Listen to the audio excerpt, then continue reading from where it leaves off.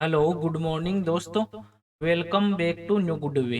आज दोस्तों 1 फरवरी 2023 और 1 फरवरी 2023 से संबंधित जो भी डेली करंट अफेयर्स के जो क्वेश्चन बनते हैं इन्हें हम आज डिटेल से डिस्कस करेंगे। तो 1 फरवरी को कौन सा दिवस मनाया जाता है? तो 1 फरवरी को भारतीय तट रक्षक दिवस के रूप में मनाया जाता है। और ये जो भारतीय तट रक्षक बल स्थापना का दिवस है जिसका गठन है वो 1 फरवरी 1977 को भारतीय तट रक्षक अधिनियम 1978 के तहत वो किया गया था। और भारतीय तट रक्षक बल रक्षा मंत्रालय के तहत वो काम करता है और देश को अपनी तरफ से सुरक्षित करने के लिए अपने अभियानों का संचालन भी करता है। और आज की वीडियो की आपको पीडीएफ चाहिए तो आप हमारे टेलीग्राम ग्रुप है वहां से वीडियो की पीडीएफ है वो प्राप्त कर सकते हैं। और लास्ट में आपको क्वेश्चन भी दिया जाएगा जिसका आंसर है वो आपको कमेंट बॉक्स में लिखना है। तो चलिए दोस्तों स्टार्ट करते हैं क्वेश्चन नंबर 1 से। और आज का वीडियो आपको अच्छा लगे तो चैनल को सब्सक्राइब और इसका बेल आइकन है जरूर प्रेस करें ताकि डेली के जो वीडियो अपलोड कर रहा हूं मैं उनका नोटिफिकेशन है वो आपको मिलता रहे। क्वेश्चन नंबर 1 है कि the poverty of political economics नामक पुस्तक है वह एक नई पुस्तक किसने लिखी है? तो आंसर दोस्तों मेघनाथ देसाई के द्वारा लिखी गई है। जो भारत में जन्मे प्राकृतिक जो ब्रिटिश अर्थशास्त्री हैं मेघनाथ देसाई, इन्होंने द पॉवर्टी ऑफ पॉलिटिकल जो इकोनॉमी है how economical abandon the poor नाम की किताब इनके द्वारा लिखी गई है। जो ये किताब वो इस बात पर प्रकाश डालती है कि जो 18वीं शताब्दी के तो अर्थशास्त्र के अनुसार कैसे व्यवस्थित रूप से हितों को व्यवस्थित रूप से एक परिधि में रखा जाता है। और पुस्तक है वो हॉर्पर कोलिन्स है पब्लिक जो पब्लिकेशन है उन इन इंडिया के द्वारा वो प्रकाशित है वो की गई है। और इसी के साथ में अन्य जो पुस्तक है वो हाल ही में लॉन्च की गई है, इनके बारे में देख लेते हैं।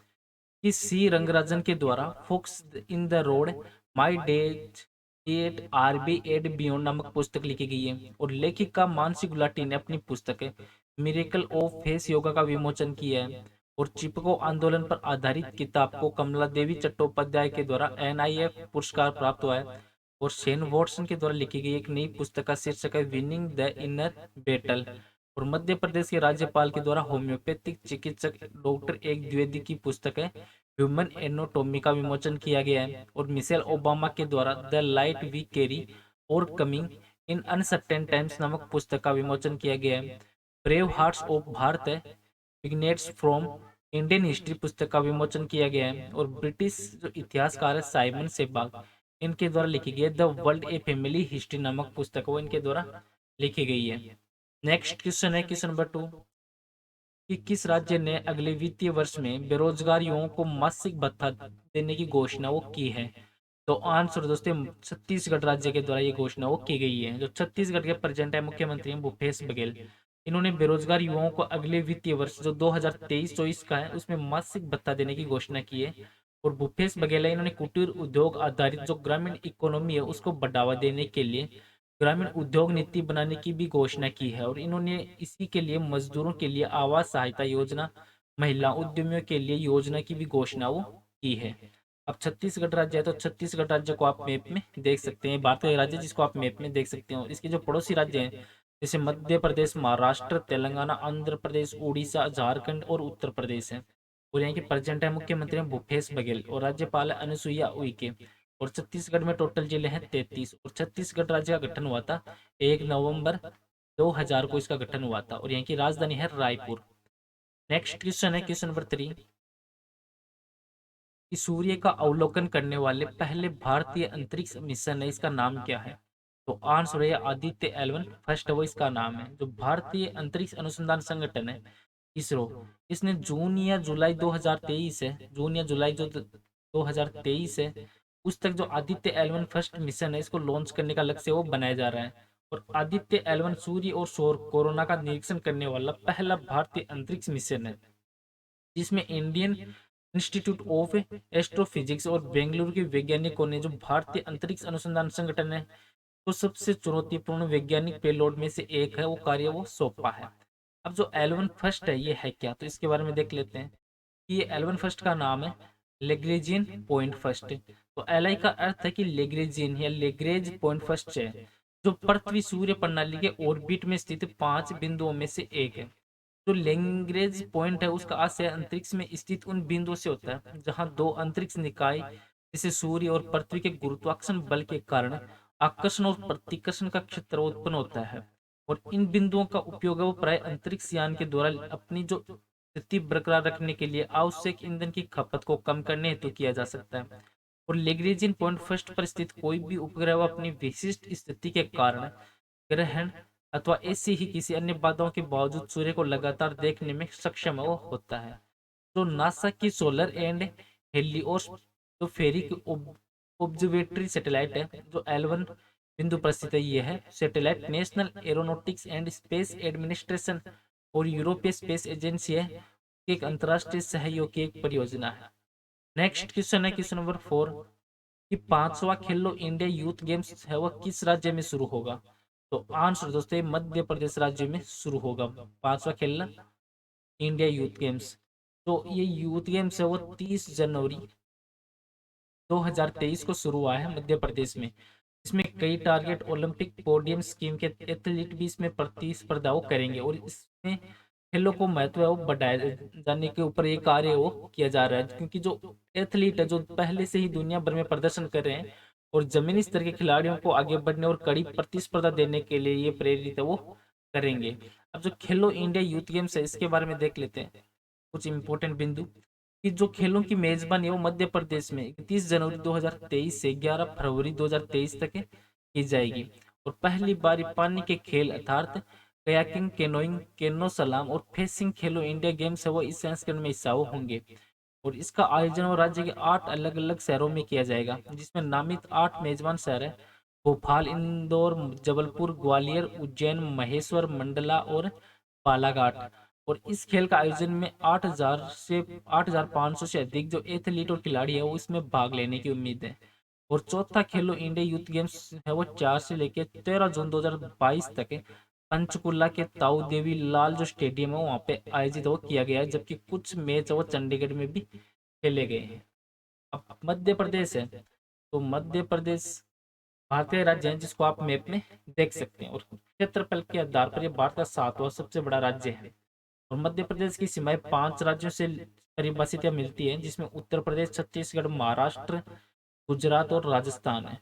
और मध्य प्रदेश राज्य से 16 जिले अलग करके छत्तीसगढ़ राज्य की स्थापना वो की गई थी। और मध्य प्रदेश के प्रेजेंट है मुख्यमंत्री हैं शिवराज सिंह चौहान और राज्यपाल है मंगूभाई छगनभाई पटेल। और मध्य प्रदेश की राजधानी है भोपाल। और मध्य प्रदेश है तो इसका जो गठन हुआ था वो हुआ था 1 नवंबर 1956 को मध्य प्रदेश राज्य का गठन हुआ था। नेक्स्ट क्वेश्चन है क्वेश्चन नंबर 5 है कि Gujarat ports infrastructure company limited ने गुजरात मेरीटाइम जो क्लस्टर है इसका पहला सीईओ है वो किसे नियुक्त किया है। तो आंसर है माधवेंद्र सिंह को नियुक्त वो किया गया है। जो Gujarat ports infrastructure company limited है ने माधवेंद्र सिंह को गुजरात मेरीटाइम क्लस्टर का एक पहला मुख्य कार्यकारी अधिकारी वो नियुक्त किया है। और गुजरात मेरीटाइम क्लस्टर वो देश में अपनी तरह का पहला एक कॉमर्शियल मेरीटाइम क्लस्टर है जिसका उद्देश्य है अंतर्राष्ट्रीय मानकों की समुद्री सेवाओं के लिए एक केंद्र बनाना। और जीएमसी गांधीनगर स्थित जो जीआईएफटीसी में समुद्री शिपिंग और रसद सेवा प्रदाताओं का एक बड़ा तंत्र वो स्थापित वो करना चाहता है। और हाल ही में जो नियुक्तियां हुई है उनके बारे में देख लेते हैं कि सुरेंद्र चावला है वो पेटीएम पेमेंट बैंक के एमडी और सीईओ हैं वो बने हैं। और विक्रम देवदत्त और डीजीसीए के अगले महानिदेशक होंगे।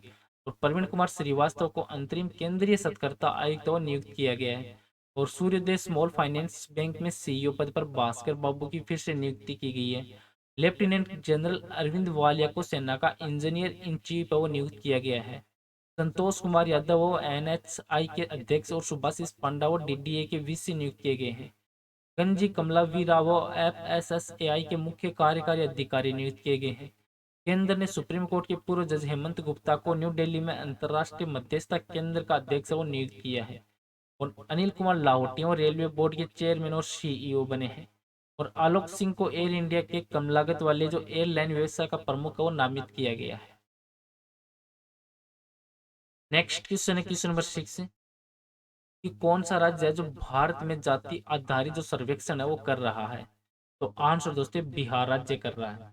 तो बिहार में जाति आधारित सर्वेक्षण का यह पहला चरण वो पूरा हो गया और जाति आधारित सर्वेक्षण है वो 2 चरणों में किया जा रहा है।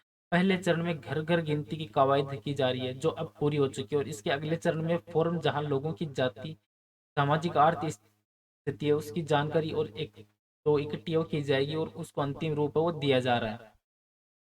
अब ये जो सर्वेक्षण है, इस सर्वेक्षण में प्रत्येक परिवार की आर्थिक स्थिति का विधिवत उल्लेख वो किया जाएगा और इसमें जाति सर्वेक्षण में वंचित वर्गों के उत्थान के लिए अपेक्षित उपाय करने में भी मदद मिलेगी और प्रथम चरण में राज्य के सभी परिवारों की संख्या की गणना और अभिलेखन किया जाएगा और 1 से लेकर 30 अप्रैल तक होने वाले इस सर्वेक्षण के दूसरे चरण में घरों में रहने वालों जो लोग और उनकी जाति और सामाजिक आर्थिक स्थिति के बड़े आंकड़े वो इकट्ठे किए जाएंगे और सर्वेक्षण 31 मई 2023 को समाप्त होगा और इस पूरी प्रक्रिया को अंजाम देने के लिए लगभग 5 लाख लोग हैं उनको लगाया जा रहा है और राज्य सरकार के द्वारा इस कवायद के लिए अपने आकस्मिक कोष में 500 करोड़ रुपए वो खर्च की जाएगी।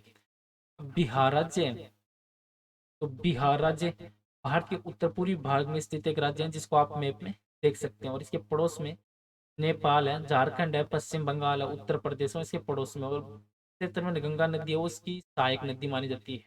बिहार में जो मुख्य नदी भी मानी जाती है और बिहार के प्रेजेंट है मुख्यमंत्री है नीतीश कुमार, राज्यपाल है फागू चौहान और टोटल जिले हैं बिहार में 38 और बिहार को जो राज्य का दर्जा मिला था ये वो मिला था 26 जनवरी 1950 को और बिहार की राजधानी है पटना। नेक्स्ट क्वेश्चन है क्वेश्चन नंबर 7 कि भारतीय अंडर 19 महिला क्रिकेट टीम ने फाइनल में किस टीम को हराकर पहला T20 वर्ल्ड कप जीता है। तो आंसर दोस्तों इंग्लैंड।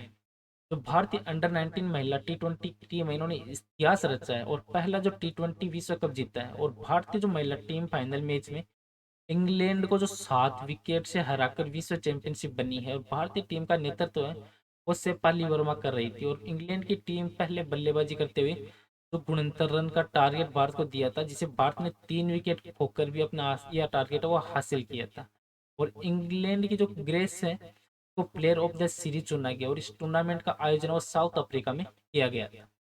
अब इंग्लैंड है, इंग्लैंड ग्रेट ब्रिटेन नामक टापू के दक्षिण भाग में स्थित एक देश है जिसको आप मैप में देख सकते हैं और ये यूनाइटेड किंगडम का सबसे बड़ा निर्वाचक देश है और इंग्लैंड के अलावा स्कॉटलैंड, वेल्स, आयरलैंड और यूनाइटेड किंगडम भी इसमें शामिल है और इंग्लैंड की राजधानी है लंदन और इंग्लैंड के जो प्रधानमंत्री है वह ऋषि सुनक और राजशाह यहाँ के चार्ल्स धरती है और यहाँ की मुद्रा है पाउंड। नेक्स्ट क्वेश्चन है क्वेश्चन नंबर 8 कि कौन सा शहर जो 2023 में राष्ट्रीय बाल विज्ञान कांग्रेस का मेजबान है। तो आंसर दोस्तों अहमदाबाद। तो 30वीं राष्ट्रीय जो बाल विज्ञान कांग्रेस अहमदाबाद के जो साइंस सिटी में आज शुरू हुई है और Gujarat council on science and technology है और Gujarat council of science city है वो इस कांग्रेस की मेजबानी कर रहा है। जो बाल वैज्ञानिक, शिक्षक और मूल्यांकनकर्ता और सरकारी अधिकारियों के सहित इसमें 1400 से भी अधिक प्रतिनिधि इस कांग्रेस में भाग लेंगे और देश भर में जो 850 से अधिक छात्र है वो अपनी परियोजना का प्रदर्शन है वो यहाँ पे करेंगे। नेक्स्ट क्वेश्चन है क्वेश्चन नंबर 9 कि अमेरिकी बेस्ड हिंडनबर्ग रिसर्च के एक रिपोर्ट प्रकाशित की है जिसमें किस व्यापार समूह पर एक स्टॉक हेरफेर का आरोप वो लगाया गया है। तो आंसर दोस्तों अदानी समूह को लगाया गया है। हिंडनबर्ग रिसर्च है इनके द्वारा एक रिपोर्ट जारी की गई है। इस रिपोर्ट में अडानी ग्रुप है वो इस पर स्टॉक हेरफेर जो टैक्स हेवन के अनुचित उपयोग और मनी लॉन्ड्रिंग का आरोप लगाया है और इसमें समूह के बढ़ते कर्ज के बारे में भी चिंता जताई है और इस रिपोर्ट के कारण जो Adani enterprises, Adani power, Adani total gas, Adani transmission, Adani ports and और अदानी ग्रीन एनर्जी, एनडीटीवी जैसी सूचीबद्ध कंपनियों के मूल्यांकन में भी काफी गिरावट आई है। नेक्स्ट क्वेश्चन है क्वेश्चन नंबर 10 कि ऑस्ट्रेलियन ओपन चैंपियन 2023 का मेंस है वो सिंगल टाइटल किसने जीता है। तो आंसर दोस्तों नोवाक जोकोविच के द्वारा जीता गया है। जो स्टार टेनिस प्लेयर है नोवाक जोकोविच इन्होंने रिकॉर्ड है वो 10वीं बार ऑस्ट्रेलियन ओपन जीता है और इसने फाइनल मैच में ग्रीक खिलाड़ी जो स्टेनाफोन्स है इनको हराया और यह उनका जो 22वां ग्रैंड स्लैम टाइटल है। नोवाक जोकोविच इस जीत के साथ ही सबसे अधिक ग्रैंड स्लैम जिसके साथ जिनके पास 22 ग्रैंड स्लैम टाइटल जीतने के राफेल नडाल के रिकॉर्ड की भी बराबरी की है। और आज का नेक्स्ट और लास्ट क्वेश्चन है जिसका आंसर है वो आपको कमेंट बॉक्स में लिखना है कि राष्ट्रपति भवन में स्थित मुगल गार्डन का नाम बदलकर क्या रखा गया है। क्वेश्चन का आंसर है वो आपको कमेंट बॉक्स में लिखना है। और पीछे के वीडियो में भी आपको क्वेश्चन दिया था कि किस भारतीय अमेरिकी को अमेरिकी वायुसेना में ब्रिगेडियर जनरल ग्रेड पर नियुक्त करने के लिए नामित किया गया है। तो आंसर दोस्तों ऑप्शन नंबर डी ये राइट आंसर था। राजा जे चारी को नियुक्त किया गया। जो भारतीय मूल के अमेरिकी अंतरिक्ष यात्री हैं राजा जे चारी, इनको अमेरिकी एयरफोर्स में सेना ब्रिगेडियर जनरल के ग्रेड पर नियुक्ति के लिए नामित किया। चलो दोस्तों, आज का वीडियो है वो यहीं पे समाप्त करता हूँ। वीडियो आपको अच्छा लगे तो चैनल को सब्सक्राइब और शेयर जरूर करें। Thank you all of you.